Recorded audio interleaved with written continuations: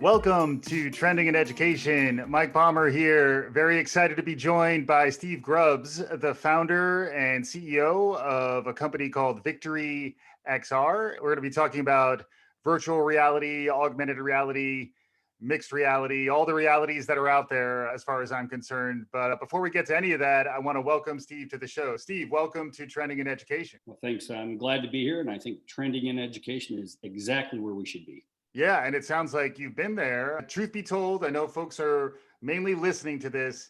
Steve and I are not wearing headsets at the time. Well, actually, I'm wearing an audio headset, but I'm not wearing a VR headset. We are looking at each other in a Zoom room, but Steve has been really at the forefront of a lot of really interesting work around using virtual reality and different forms of it in some learning contexts. And that's what we're going to really be diving into today. So feel free to put a different virtual reality experience on visually, but we're just going to be talking to each other today. As we begin, Steve, can we get your origin story? Can we get what got you to this point in your professional life? Sure. I think the most interesting thing about my origin story is I went to a little elementary school, H.M. Perry, sixth grade K through 6, and that was in the 1970s. Wow. Yeah. Fast forward a few years, and it goes up for sale.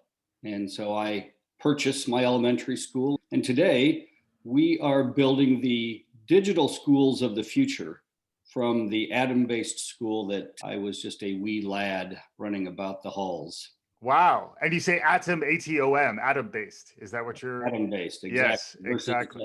Bit-based. Bit-based, yeah. And also in a previous life, in the 90s, I was in the state legislature.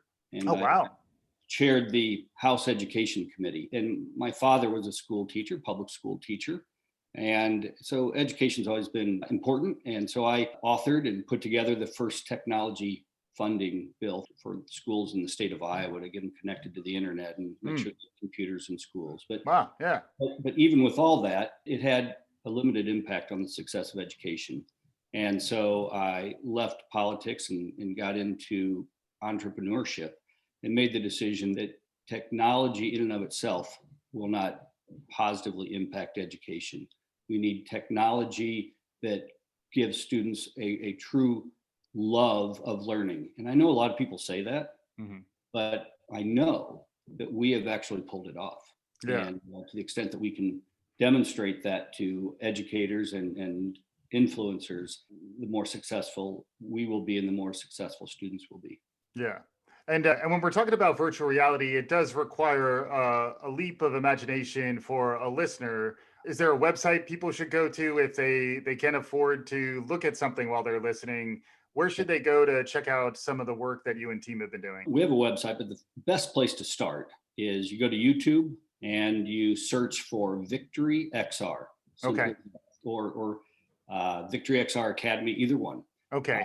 And you'll see really just some of the amazing things that I'll describe here today. Yeah. We also have a website, very simple, victoryxr.com. Okay. And that sort of walks through the full product lineup and use cases and that type of thing. Yeah. And you've been around for a little while now. You were in market, focused on virtual reality and all these variations around the simulations and these altered experiences. You were in that space prior to the pandemic. And then the pandemic, as I understand it, had a real accelerating effect. Is that correct? Yeah, we launched in September of 2016. Okay. And of course, like everyone else, we initially built asynchronous virtual reality or simulator VR, where a student puts on the headset and they're in there by themselves. And we went and found one of the finest science teachers in the world. She was a national finalist for Teacher of the Year, 20-year veteran of the classroom, Wendy Martin, and we turned her into a hologram. And in our first experiences, she would either be on a 360 virtual field trip or she would be a hologram teaching students step by step, but it was still asynchronous. It was the student in there by themselves with this artificially generated teacher. Right. In the summer of 2020, we launched our Victory XR Academy, which is synchronous learning, meaning it's true classroom learning with the educator in the class, all the students in the class, everybody's in there together. And that is a game changer. Yeah. It has dramatically changed how we deliver VR education. Yeah, that's interesting. Reminds me of gaming, which has been this phenomenal exponential trend in the last 10, 20 years, and how a lot of the technology that is being adopted is about synchronous experiences. And in contrast, a lot of the online learning it has traditionally begun as asynchronous. What sort of effect does that have on people? We're always trying to unpack the magic of live digital instruction. Have you been able to glean anything there? What makes it different? Sure. The important thing is the use case, right? A lot of people are learning through Zoom or WebEx or Google Meet. So you've got this 2D experience. In order for us to have a place in the education world, somehow we have to deliver a better experience than simply a 2D Zoom experience. And we've done that plus some. Let Yeah. me give you just a handful of examples. So in our anatomy class, Wendy Martin's in as the teacher, and you can see this video on YouTube. Wendy is the teacher, and she has a human cadaver in front of her. Now, how many high school classes have a human cadaver? Yeah. Not many. Right. And she takes her hand and she reaches down into the cavity of the body. She grabs the heart and she pulls the heart out of the body. Yeah. And she takes it and she hands it to the student who might be in another country. Oh my That goodness. student takes that, but is standing right next to her in our virtual reality science lab. Yeah. Student takes the heart, looks at it, examines it, passes it on to the student next to them. And that student might be in Denver. And that student then takes the human heart and expands it until it's 7 foot tall. Wow. Meanwhile, Wendy, the science teacher, passes out a human heart to every student in class, and they all expand their heart until it's 7 foot tall. And then as she teaches about the ventricles and the cavities, those students step inside the human heart and they look at it and they learn in a way that's never been possible in the history of education before. Wow. That's just one example. If you have time, I'll give you. Yeah, let's start with that. That one's really interesting. It's taking me back to the Fantastic Voyage when they shrunk the humans down and took them on a journey. And remember, that's when I learned about white blood cells and how scary they might be. But I do understand the power of what you're describing and how ready is the world for this in terms of you always hear about the barrier to entry around access to the headsets and having a fast enough connection. In the use case that you're describing, I guess everybody is accessing this from their respective homes. But can you describe a little bit what the actual physical setup is and how easy it is for folks to access some of these capabilities? Yes, this is very easy. And bandwidth has thus far not been too big of an issue. So two things. First, it can be accessed through a virtual reality headset like Oculus Quest or HP Reverb or Vive Focus Plus or Pico Neo 2, any of those. The prices on those start at $300 at Best Buy or Walmart. It's half price of a cell phone. Or you can just access it through a standard PC. Mm-hmm. So if you've ever played a game, Call of Duty or any of those, you're on the battlefield, you're running in and out of buildings and you're moving around using your keyboard. That's exactly what this is. Perhaps you don't have a virtual reality headset, so you're going to move around the science lab just like you would a video game. That makes sense. And you don't have to go out and purchase the hardware, or if you don't like virtual reality, no problem. Use a standard PC. So that's number one. Hardware really isn't much of a friction point any longer. But number two, a lot of people are concerned about Wi-Fi. And I can tell you, when I was out shooting a virtual history field trip for our content library, and it was Davy Crockett. I was in Eastern Tennessee at his birthplace, and I had a meeting inside VR, and I had no Wi-Fi, and I didn't have time to get back to Wi-Fi. I was going to try and drive into town and find a coffee shop, but I didn't have time. So I drove up on a little hill in the middle of nowhere. I took my headset, I connected it to the hotspot on my iPhone, which had 2 bars. Yeah. And I went inside virtual reality, sat down at the boardroom table with people from all over America, and we had our meeting. Yeah. And I realized, wow, this works very impressively, even with limited Wi-Fi. Yeah. So we feel like we've overcome those 2 friction points. The greatest friction point is just people knowing that this is a possibility, that your children can learn from the greatest teachers in the world. Yeah. Right. Yeah, and then the other constraint is how quickly this stuff can all get built.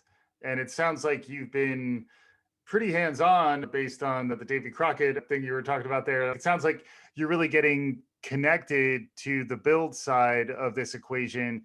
Can you talk to me a little bit about what's involved in creating all this? Because it does remind me of some of the thinking that goes into game design, which is pretty involved. Yeah, we have a couple of different types of learning content that we deliver. One is virtual field trips. We have about 125 virtual field trips in science and history around the world. Students can stand on the Great Wall of China. They can go to the Redwood Forest in California, Dairy Farm in Iowa, or they can travel the United States to all the key points where Martin Luther King did amazing things, from Birmingham to the Ebenezer Baptist Church in Atlanta to the bridge in Selma. And let me tell you the use case of virtual reality versus watching all of this on a 2D video. When I was shooting this on the bridge in Selma, so the story is they started this protest march and they start on one side of the bridge, and the bridge goes up a little hill and then it goes down. You cannot see the other side of the bridge from where they started. And that's where the camera starts. You're standing around, you can look all the way around. You can look up and see the birds in the sky. You can look down and see the ground. You can watch the cars drive by. But what you can't see is what's on the other side of that bridge. And as they started this march, and Martin Luther King was not on this first march, the Right.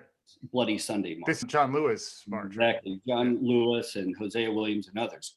Then John Lewis and Hosea Williams get to the top of the bridge and they look down and they see all these police and state troopers waiting for him. And John Lewis famously looks over to Hosea Williams and says, "Hey, do you know how to swim?"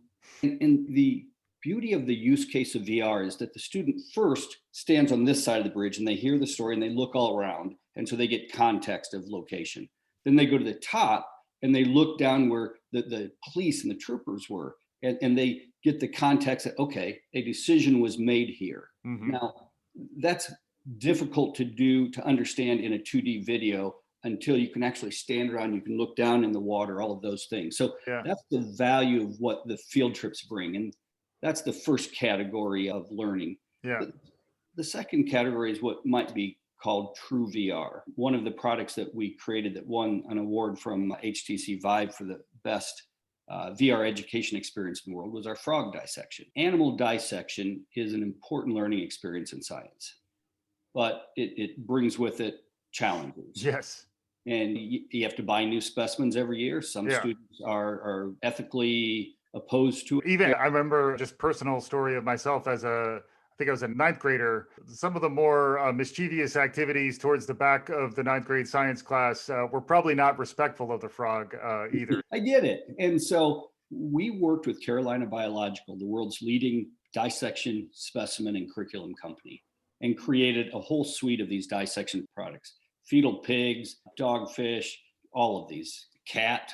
And so now Wendy Martin is the hologram. She stands in there, walks students through it, and it can be done. And that's true VR because the students are taking the scalpel, opening up the specimen. They're taking their tweezers, pulling the organs out. And every time they pull one out, Wendy then teaches about that particular organ. And then they dissect the organ and open it up and see what's inside the organ. And then, you know what? You reset it, and the next student can start from the beginning. Yeah, and no animals are harmed in the dissection. Yeah, that's fascinating stuff. I'm coming back to the Selma thing just because I think it's a profound image, and your point about the power of the emotional empathy you feel and understanding what it feels like to make a decision. That almost seems like a different dimension of education and a whole new world really for instructional designers and people who are thinking about teaching empathy and teaching what it feels like to be in someone else's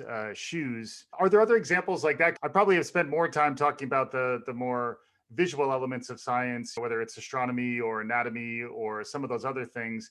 But there's a lot of talk about social emotional components of learning nowadays. Are there other examples of where you've tapped into that? Yeah, a couple things on that point. First, as you may know, PricewaterhouseCoopers, PwC, released a study last summer that talked about the learning in virtual reality. One of their conclusions was that students who learn in virtual reality are 4 times more emotionally connected to the content they learn than if they learn in more traditional ways. And so if you think about things that you're emotionally connected to, maybe it's cooking, or maybe it's childcare, or maybe it's just something that you love. Hmm. Whatever you love, you get emotionally connected to, and you learn and you retain that information. That's what happens inside virtual reality. So we have a live class going on right now. It's a 5-week class taught by a teacher from Singapore, Craig Freilich.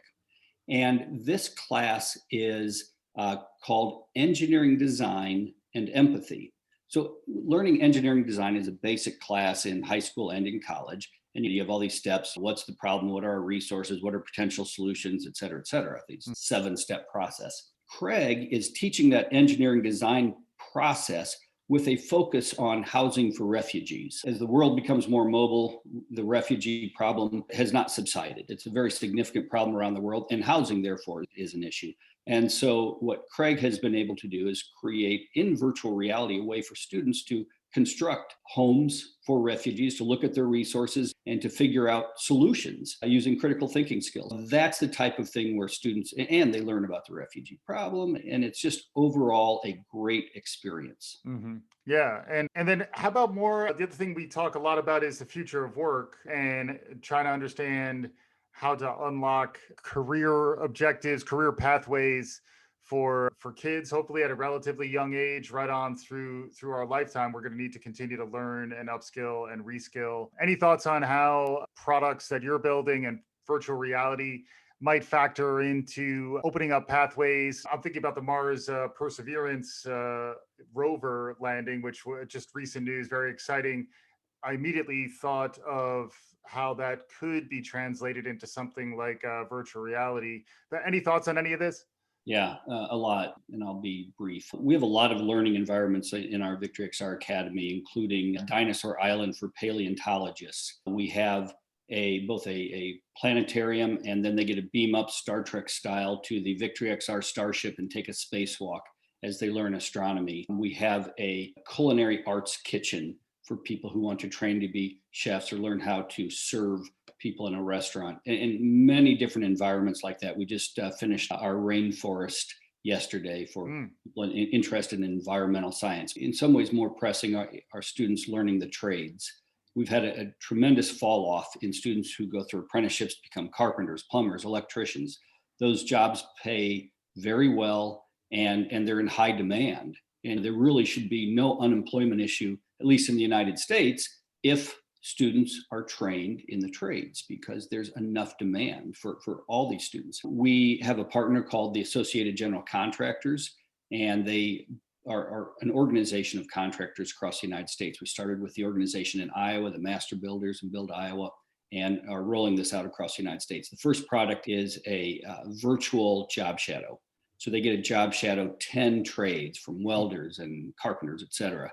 And then the second step in this is actually training students in the trades inside the Virtual Reality Academy, and then also workplace training. So we've already completed the forklift training and defibrillator training, fire safety evacuation, those sorts of things for the workplace. There's a lot of great ways to educate people in really specific trades and tasks and careers. Mm-hmm. Yeah, and it seems like we've all awoken to this potentiality in light of the pandemic. I frequently refer to it as a forcing function, where people who are maybe on the fence about adopting some of these technologies, why study virtually when we could just physically go there?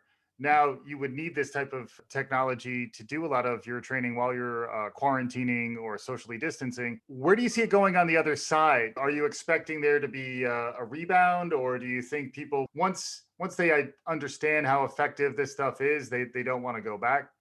Yeah, so we expect much of it to return to the way it was, but we all know the genie's out of the bottle. Before the pandemic, almost 10% of college students were fully remote. We expect that number to go between 20 and 30%. It's fun to go to college, Yeah. but it's not always the most efficient way to learn. So I loved my 8 years in college, undergraduate and graduate. What I would say, though, is, for example, today we are launching our Morehouse College campus. And Morehouse College will be the most advanced virtual reality learning college in the world this spring. We know of nobody who's more advanced in the number of classes and the way that they are teaching. And it brings great use cases. Their men's health class, their world history class, chemistry class, and a cultural class. So these are opportunities for allowing students to attend Morehouse College without having to actually go to Atlanta, or if this pandemic rears its head again. The other thing is, let's say you're interested in attending a particular college or university and you want to tour the campus. What we built for Morehouse was a digital twin. So essentially students can go to school on the campus in a virtual reality digital twin. Now that concept I think is mostly self-explanatory, but essentially you can take an actual building or a machine and you can build a duplicate of it in virtual reality. And the movie industry has done this for a long time, and now we can do this for colleges and universities. Yeah, it's cool stuff. It does harken back to the earlier days of Second Life and some of that technology that was trendy in the maybe early 2000s and then went through its own hype cycle. But it does feel like there were always these barriers that were limiting the adoption of these types of solutions. I just want to circle back to one thing before we get your sort of concluding thoughts is what's involved in building this out? Can you talk through a little more around like the design process? Because it does feel like the technology is there, but it's more the combination of the platform and the technology with the artistry and craftsmanship and thoughtful design that goes into building great content. Can you talk to that at all? Sure, absolutely. One of the things I took from Jonathan Ivey at Apple is you can have great technology, but design still matters, and design matters a lot. So we hire great artists, great 3D object creators. We have tremendous coders, and then in the middle are the Unity developers. The coders do their work, the designers do their work. So for example, you need a lot of 3D objects created, molecules and organs and flintlock guns to teach the Revolutionary War and 3-sided log cabins, things like that. And we have over 3,000 of those types of objects for learning for schools and education, that type of things. That really helps the process. But you have to have great designers to do that because you can't just create a 3D object. It has to be optimized, meaning the file size of that 3D object has to be very tiny, but it still has to look amazing. And so that is something that it's taken a while to figure out to do really well. Yeah. But if you look at our Morehouse College campus, you'll see, or you look at our animal dissections, we've gotten to that point. Yeah, the Star Trek fan in me keeps being taken to the holodeck with a lot of the stuff that you're describing. It is exciting to think that this technology is actually here now. I'd love to get some of your perspective on where you see this going, how quickly it's expanding, how you think learning may be transformed in the coming years. Any perspective on either where Victory XR is going, the industry, or really how learning will be changed by VR? Yeah, I saw a news story from a school district in North Chicago, a higher income suburb school district. They just completed building a $23 million STEM center. And that's great for the students there. An atom-based school STEM center where students can learn all the great science and technology there. But we know that most schools in the United States, and certainly most schools around the world, cannot afford a STEM center. That's why we have built basically the same thing as that $23 million STEM center in virtual reality. And our cost is roughly 1/1000th of the cost for schools to implement something that's not just equal, but in many ways better than what the wealthy school districts can afford. Yeah. And so we believe this brings equity in education. We are 100% convinced that within 3 to 5 years, every college or university will at least have labs, some labs in virtual reality, especially for the remote students, and that K-12, that some significant portion, maybe up to 50% or 70%, will have some component of these virtual reality classrooms. And there's a great responsibility on those of us who are building this new education world to create content that is meaningful, that has good use cases, that provides equity. And that's what we are working to do. Yeah. And it's really interesting, as I mentioned before, thinking about the future of work and the types of jobs and the types of skills that are going to be more in demand as technologies like virtual reality become more the standard. Any quick thoughts on that? If you're making recommendations to folks or thinking about career pathways, are there thoughts on the industry and the types of jobs that may be emerging? Yeah, I would, real quick, if you think about the iPad, the Newton came out and was ahead of its time and was a failure. Second Life was certainly not a failure, but it was ahead of its time. Yeah. What we're experiencing now is like the iPad, the right time, the right cost, the right use cases. Yeah. And so to get that done, we're going to need a lot of Unity coders or Unreal coders. They're somewhat interchangeable. And 3D object creators and students who know PHP and certainly know the C languages. So that's what I would recommend students consider are those careers as this new world is built out. Yeah. Yeah, great stuff on product thinking and user experience design. There's a whole industry even beyond what you were describing. But you're the second person who's talked to me about Unity and these emerging platforms that you can ramp on. For those of you who are interested, or if you want to make recommendations to folks with interests, I think that's some great stuff coming from Steve. And then as we're getting close to concluding here, Steve, I'd love to get your perspective on anything else in the world around you that's capturing your imagination, and then we maybe get some parting thoughts. Yeah, you know what we're really keeping an eye on is augmented reality glasses. They're still probably a couple of years away from finding broad adoption, but we know that we're going to be seeing new ways to learn, new ways to present information. What we think we'll be able to do is to actually build a classroom where you're standing in an empty room, like a gymnasium, and with your glasses on, augmented inside that gymnasium are all of these elements of a true learning classroom. And we think that's something for us to keep an eye on. It's not here today, but it's right around the corner.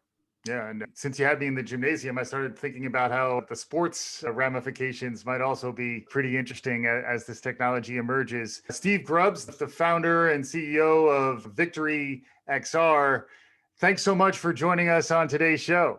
Yeah, very much appreciated. I love it, and I can't wait to listen to more of your podcasts. Awesome. And for our listeners, hopefully you're enjoying it too. If you like what you're hearing, tell a friend, share it, write us a review, do all the good things. We'll be back again soon. This is Trending in Education.